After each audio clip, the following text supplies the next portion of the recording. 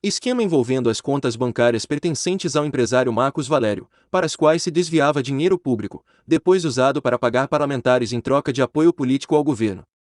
Um contrato de 10,7 milhões de reais, firmado com a Câmara dos Deputados e as empresas de Marcos Valério, 2003, foi o pontapé de todo o esquema de corrupção. O contrato foi homologado após a promoção da campanha de João Paulo Cunha à presidência da Casa. O relatório final da Polícia Federal sobre o caso do Mensalão revela que o dinheiro usado por Marcos Valério veio dos cofres públicos e trouxe provas e acusações contra dezenas de políticos. O esquema basicamente era o seguinte: um lobista, Valério, muito especial, detinha os contatos, os meios e o capital inicial para fazer o serviço. Em contrapartida, Valério ganharia contratos nesse mesmo governo, de modo a cobrir as despesas necessárias à compra. Ele passou a ter acesso irrestrito aos poderosos gabinetes de seu cliente, de maneira a abrir novas perspectivas de negócios. Fechou-se o acordo, e Valério distribuiu ao menos 55 milhões de reais a dezenas de parlamentares da base do governo, por 2 anos. Mas Roberto Jefferson, ao se sentir excluído, colocou a boca no mundo. Veio à tona o maior escândalo de corrupção já descoberto no país, conhecido como Mensalão. O governo quase ruiu. Seu líder Lula, sempre ele, disse que devia desculpas ao país, assumindo a culpa. Os dirigentes do PT, o partido responsável pelo negócio com Valério, caíram um após o outro, abalroados pelas evidências de que aquela não era uma história de ficção, era tudo verdade. O caso qualificou o grupo como uma organização criminosa, liderada pelo primeiro-ministro informal desse governo, o petista José Dirceu. A realidade dos fatos abateu-se sobre as lideranças do partido. Tasso Genro, um deles, falou em refundar o partido. O elo mais grave do esquema do Valeroduto foi a conexão com Lula. O segurança Freud Godoy, que trabalhou com o petista desde a campanha de 1989 e desfrutava a intimidade da família de Lula, e confessou à PF que recebeu 98 mil reais de Marcos Valério. Direta ou indiretamente, seja por meio de assessores ou de familiares, em campanhas políticas ou no exercício do mandato, receberam dinheiro do Valeroduto políticos poderosos, como Fernando Pimentel do PT, e o eterno líder do governo no Congresso, senador Romero Jucá, do PMDB. Descobriu-se também a participação de mais 7 deputados federais, 2 ex-senadores e um ex-ministro. O banqueiro Daniel Dantas, outro personagem, que participava de uma das mais renhidas e bilionárias disputas societárias do Brasil e que, para resolver seus problemas, precisava desesperadamente de aliados no Palácio do Planalto. Garantiu o apoio do governo petista por intermédio de dinheiro enviado às empresas de Marcos Valério. Depois de se reunir com Dirceu, Dantas recebeu de Lula um pedido especial de ajuda financeira, 50 milhões de dólares. Segundo a PF, a propina foi aceita. Pouco antes de o Mensalão vir a público, uma das empresas controladas pelo banqueiro fechou contratos fajutos com Valério apenas para que houvesse um modo legal de depositar o dinheiro. Houve tempo suficiente para que 3,6 milhões de reais fossem repassados ao publicitário. Os empréstimos de Valério serviram somente para dar cobertura jurídica a uma intrincada operação de lavagem de dinheiro. Apurou-se que houve 2 fontes de recursos para bancar o Mensalão e as demais atividades criminosas de Marcos Valério. A fonte primária consistia em dinheiro público, proveniente dos contratos com ministérios e estatais. A secundária estipulava que Valério seria ressarcido pelos pagamentos aos políticos de contratos de lobby com empresas dispostas a se aproximar de Lula.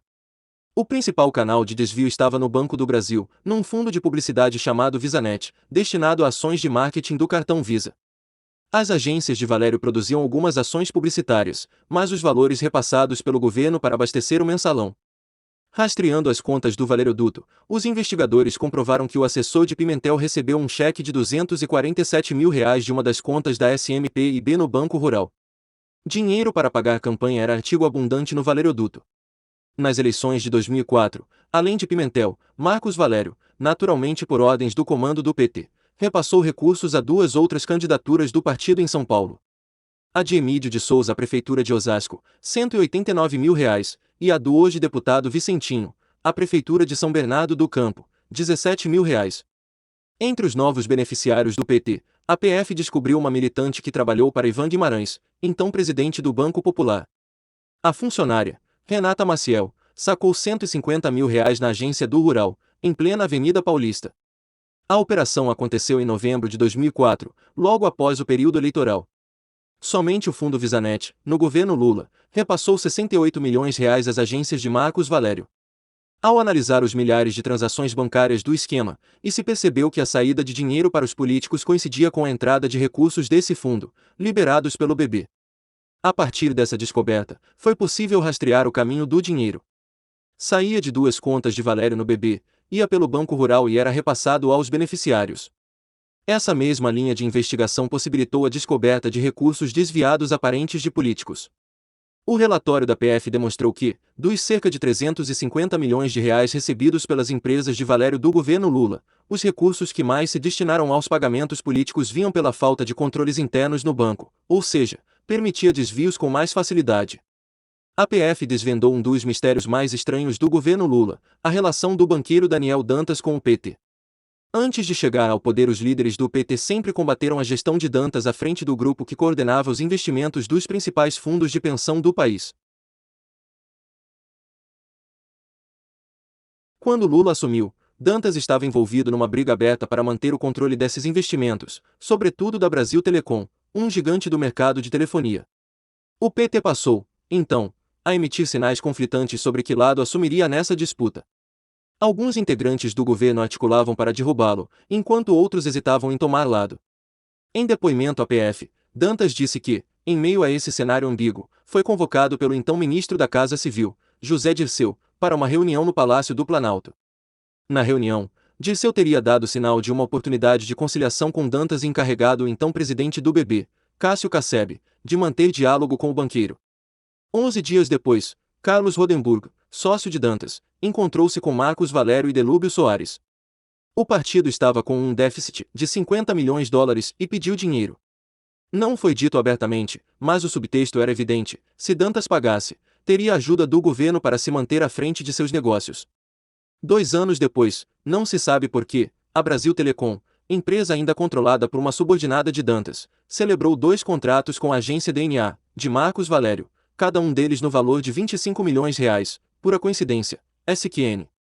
Os contratos foram fechados em poucos dias, sem que ninguém da área de marketing soubesse dos motivos da expressa, nem sequer que serviços seriam prestados.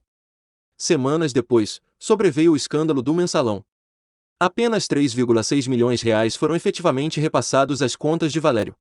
Os contratos foram celebrados para conferir a fachada de legalidade necessária para a distribuição de recursos, na forma de doações clandestinas ou mesmo suborno, negociados ao longo de 2 anos entre os representantes dos Grupo Opportunity do PT.